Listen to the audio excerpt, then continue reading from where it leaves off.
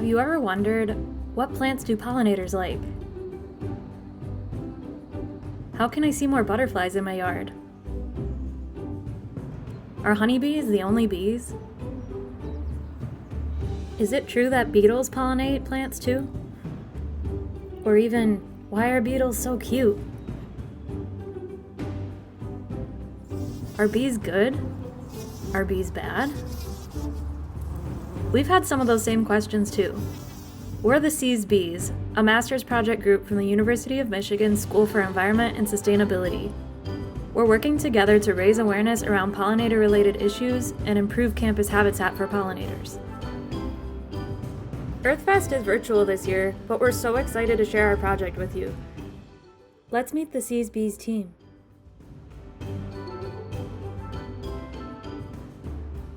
Hey guys, I'm Penny, a third-year landscape architecture and conservation ecology student in SEAS.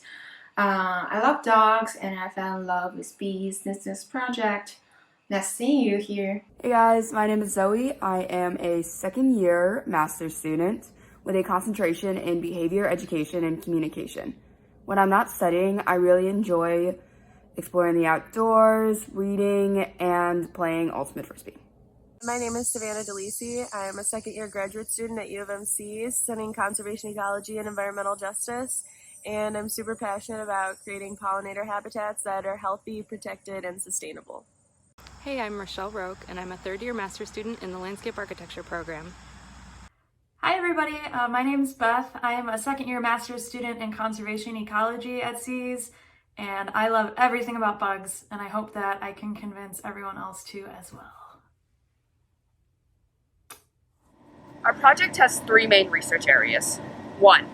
Enhance habitat for pollinators on campus by providing research-based recommendations. 2. Increased awareness, education, and celebration of achievements in regards to pollinators. And 3. Identification of a support network of partners on and off campus who can continue to support these pollinator efforts long-term. These three research areas are an important part of our goal of getting U of M Bee Campus certified through the Xerces Society.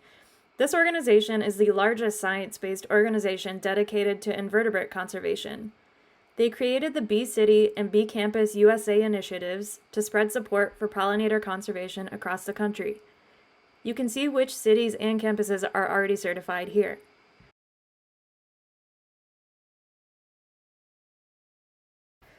A lot of people now have some sense of the importance of pollinators. You may have even heard that 1 out of every 3 bites of food that you eat is courtesy of insect pollination. It's true. And 90% of the world's wild plants depend on pollinators to reproduce. The science is increasingly clear that invertebrates, and pollinators in particular, are declining, and that maintaining pollinator-friendly habitat is key to their success.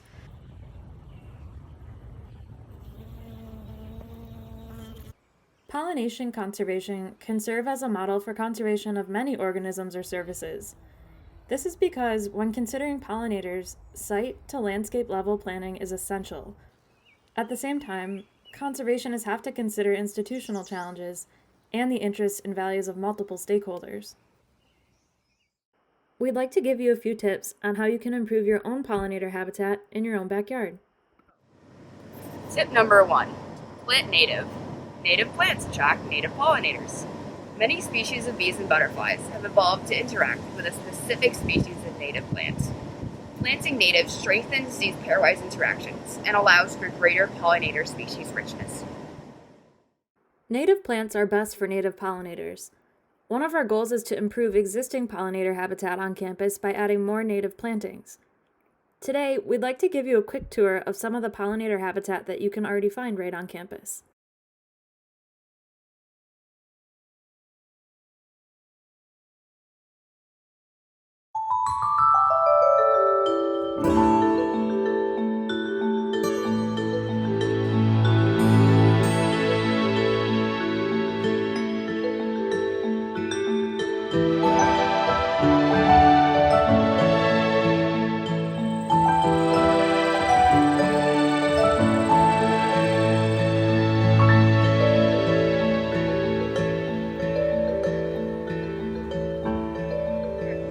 Right here we have goldenrod.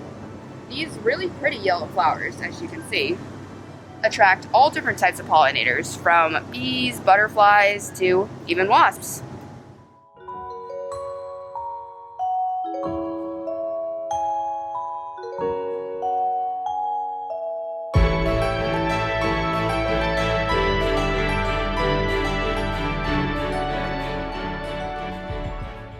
Right here, these super pretty purple flowers are called ironweed.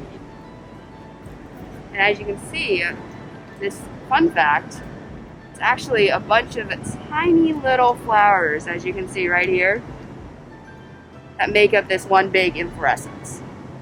And then, oh, we got a little pollinator, isn't that cool? A leafcutter bee. The leafcutter bee. Alright, so now we've arrived right outside of the Natural History Museum and the Biological Science Building on my left over here. And let's come and check out, see what kind of blooming flowers we have right in here. Alright, so here we have a species from the sunflower genus. Notice how it has, like kind of a large landing pad right here. So pollinators can, especially butterflies, can just kind of like sit here, chill, eat dinner. Yeah.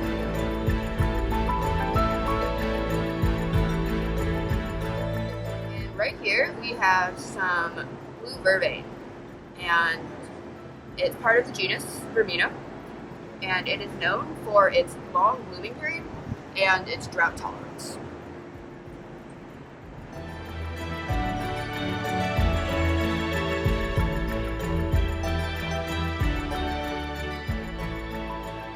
So we have arrived at the Robert H. Murray Engineering Center, and we're here to continue our tour of plants on Michigan's campus. Follow me. Some wild geranium, and we got a black-eyed Susan, also known as Rudbeckia, genus type.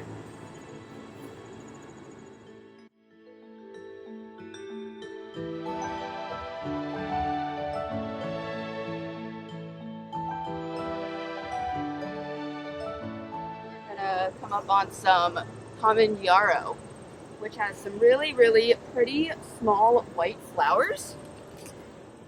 And they have a little bit of a pinkish tint, if you can see, like, right there.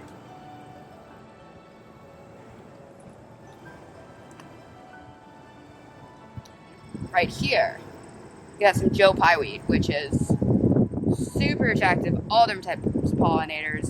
Butterflies love them. This little beetle right here really likes them.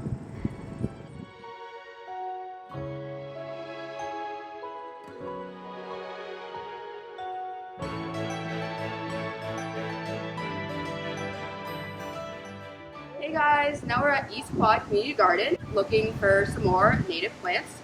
Right here we have the Anise hyssop. And one of the really cool things about this plant is that if you rub the leaves, it kind of has a bit of like a licoricey smell. So another common name for this plant is giant fragrant hyssop.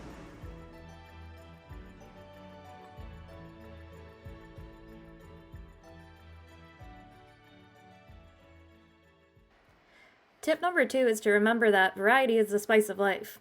If you're trying to attract pollinators, plant a variety of bloom colors, flower shapes, and species that bloom at different times of the season. The more diverse your garden is, the greater amount of pollinators it will attract.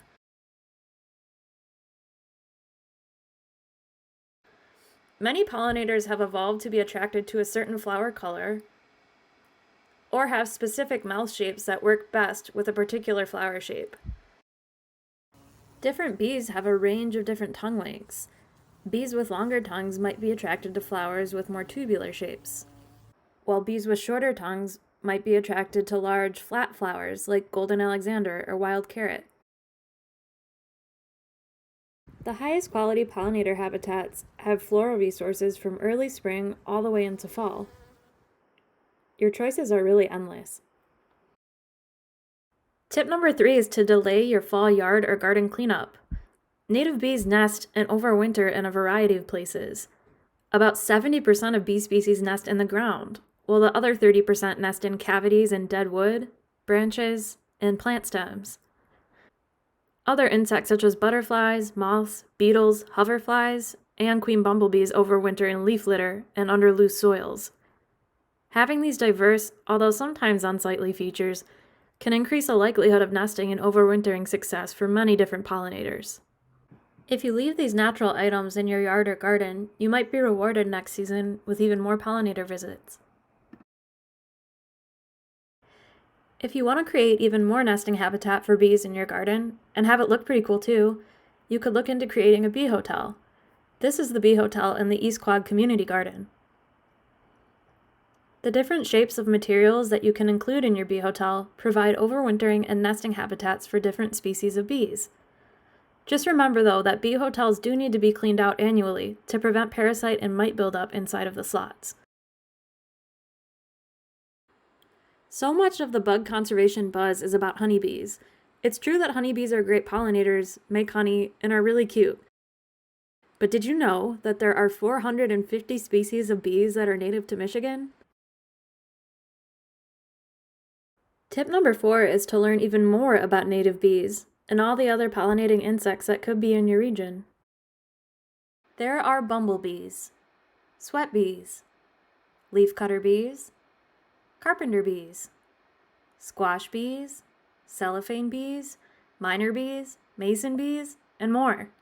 And they all pollinate different flowers and add ecosystem value in different ways. And these are just the bees.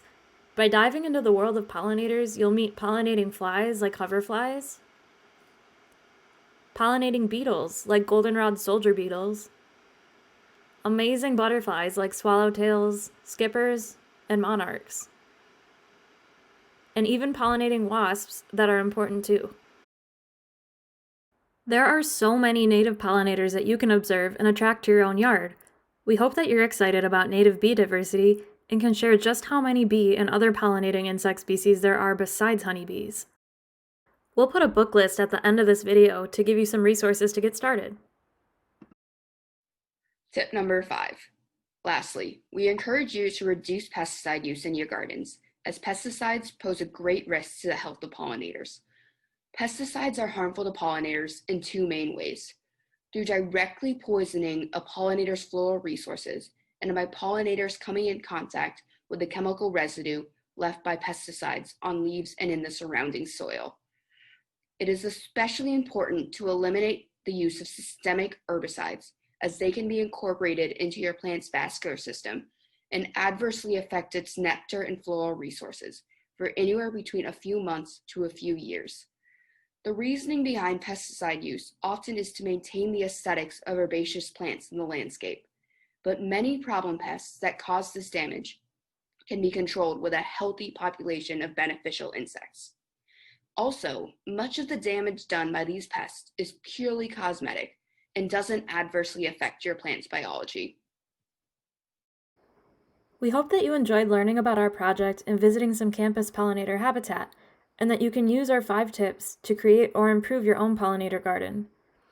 We also encourage you to check out a survey that we created. With it, you can test the pollinator potential of the habitat in your own backyard. The link to our survey can be found in this video's description. It's a lot of fun, especially in your own yard. We'd also like to give a very special thanks to U of M Ground Services, who continually use all 5 of these tips to improve pollinator habitat on U of M's campus. Our project definitely couldn't be done without you, and it's been so wonderful to work with you. We challenge you to critically think about how you can become better stewards of pollinator conservation. I promise that you'll be so amazed by everything that pollinators do.